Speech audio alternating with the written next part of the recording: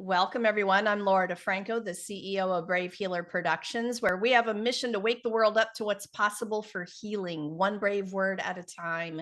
And here today to help me with that mission is one of the amazing authors of a new book that is out today, you guys, called Dreaming with Bees, Sacred Medicine from Beyond the Veil of Grief. Welcome, Shelby. How's it going? Good. Thank you for having me today. So I'm going to tell you a little bit about Shelby. I want to say a huge thank you to our lead author of this project, Dasha Bond. Dasha, we wouldn't be here without you. This is a wonderful celebration today on World Bee Day, you guys. Mm. We got some serious bee medicine going on for our book launch today. And Dasha just had an incredible vision and mission with this book project and bringing all of these amazing bee sisters together. And so big thanks to her today. So Shelby Reardon Logsdon is a licensed psychotherapist, Reiki master, energy healer, and certified yoga teacher, helping others find healing and growth. So Shelby, tell us a little bit about the chapter that you wrote.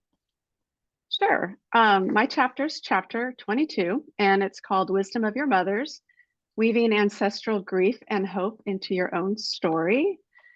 And basically, I was inspired to write this on an experience that I had last year. And it was a shamanic journey experience that I had. And I had these visions of my grandmothers who came to me, many grandmothers, and they had a message that was very loud and clear, to really live my life to the fullest, and because they were not able to.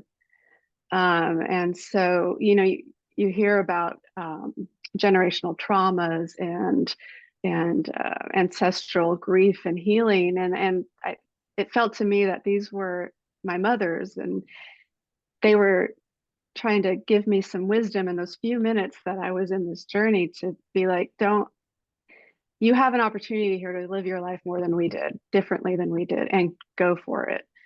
And it came at a point in my life when I was feeling just kind of lost, and redefining my life goals and dreams midlife. And it was just inspiring, and I felt when asked to write this chapter, it would be a good thing to share. I love it. I have been practicing asking for assistance lately, and the way that I ask goes something like, "Dear God, guides, angels, and grandmas." Mm. and Yeah. then and then I, add my request for support onto that. And so your title and your topic are just making me smile about the Yeah. grandmas. So, what's the most important thing you want people to know about the ancestral healing aspect? Like, what's that thing we need to remember about this? Well, for me, it came across as, well, I am a therapist, so often I have clients who show up in my office looking for, healing and feeling this loss, this grief, and they don't really know where it's coming from. And so part of my job is to help guide them through that. Let's figure out where this is. And some of it really is deeply rooted in beyond us, in our ancestry, and in our the generations before us, that they were not able to heal it. They were not able to move past the circumstances of their lives, and we kind of carry that over. And a lot of it is in how we were raised by our parents, and how they were raised by their parents. And so I feel like, for my journey at least, it was really important, as I noticed patterns repeating themselves over and over with the different generations of women in my, especially my maternal line. And then I started noticing, I'm doing some of these same things. I don't want to be doing these same things. I don't want these patterns to repeat. And I don't want my children to repeat these patterns. And so I just kind of learned all I could about this, and took this opportunity to really share that if we open our hearts and our minds and listen to what our ancestors can tell us and pay attention to these patterns, we have this opportunity to change that. And so that's really a lot of the healing I've been doing lately, and helping others do as well. Oh my gosh, you guys, I hope you picked up on that golden nugget of awareness about noticing the patterns.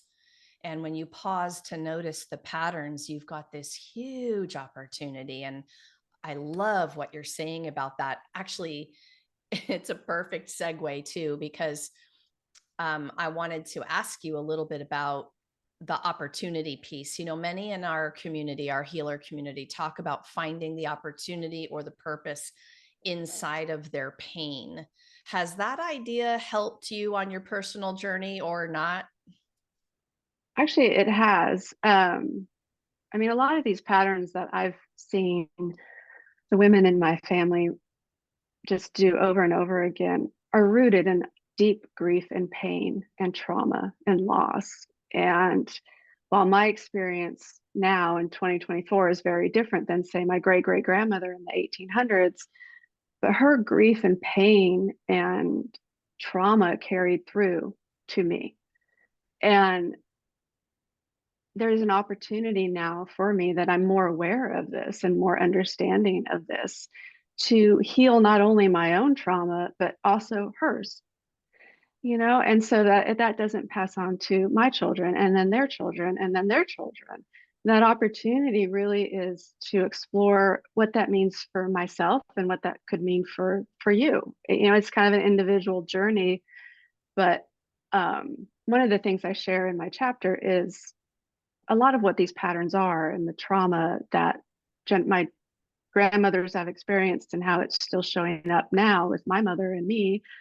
Um, but also, I give some tools on how to reflect and how to kind of do some journaling and meditative practice to help you figure that out. Like, what direction do you need to take that for yourself? So I love the tools, you guys. So when you open up this beautiful book, Dreaming with Bees, our co authors are all sharing a beautiful, vulnerable story. But then, as Shelby is talking about, you get to experience the master medicine, the tools, the strategies, the practices. And you are going to have this opportunity to feel your own shift, your own transformation. So thank you, Shelby, for including the tools, especially, I'm a fan of the writing and the journaling. You might have figured that one out. But what that is for me, what you're describing is, again, an awareness practice, a discernment. This is badass stuff, you guys. This is life changing awareness. And I get really excited about this. Um, so I'm assuming journaling is one of your tools. If I was a fly on the wall of your practice, your room, how would I see your awareness practice be going down on the day to day?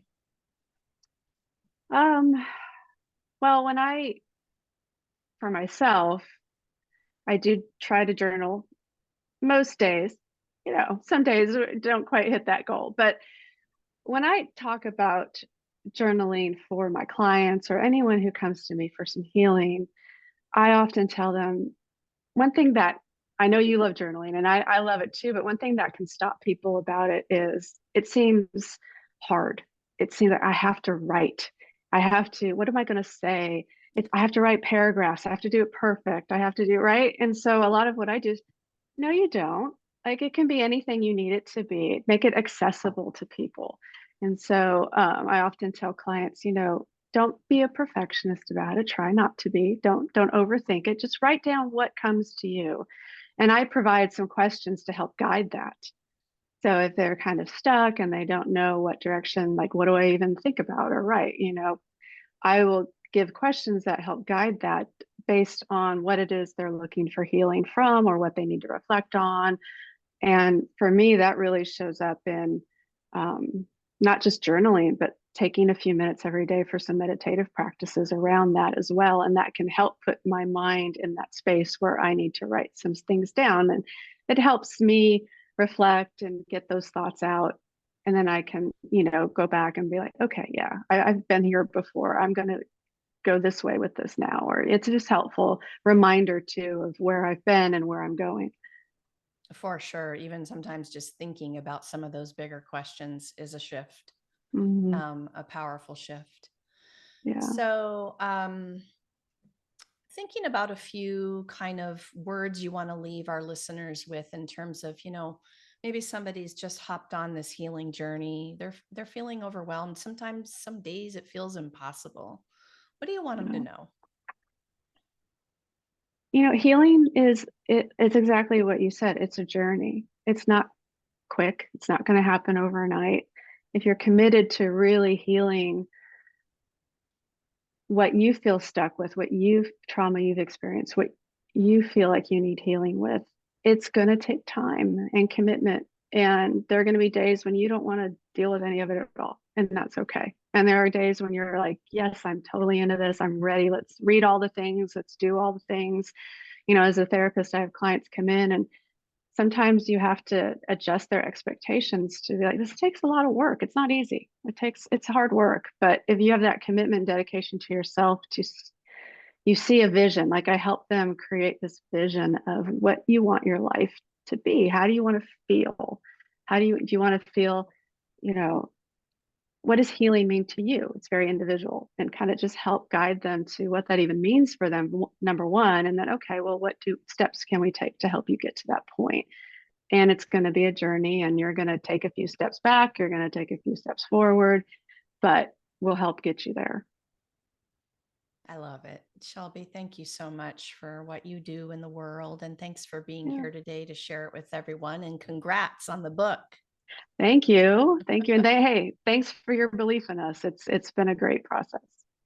So, you guys, I hope you can hear this is way more than a book. It is a very generous community of expert authors who are there waiting for you to reach out. So, slide down into the show notes. I have Shelby hooked up with her links. You can explore everything that she's talking about, all that she is up to in the world. And she's there to answer a question, take your hand, and take you on a step on this journey. So you can also join us for our book launch party. It's coming up in a few days, Yes. May 23rd, 6 p.m. Eastern. I'm going to gather with all of our Dreaming with Bees authors. We're going to be doing some fun giveaways. The information is down below for that Zoom. And the book is ready for your purchase, you guys. So hop over Yeah. to Amazon today and grab a copy. Lastly, everyone, remember, your words change the world when you're brave enough to share them. So it is time to be brave. See you next time, everyone.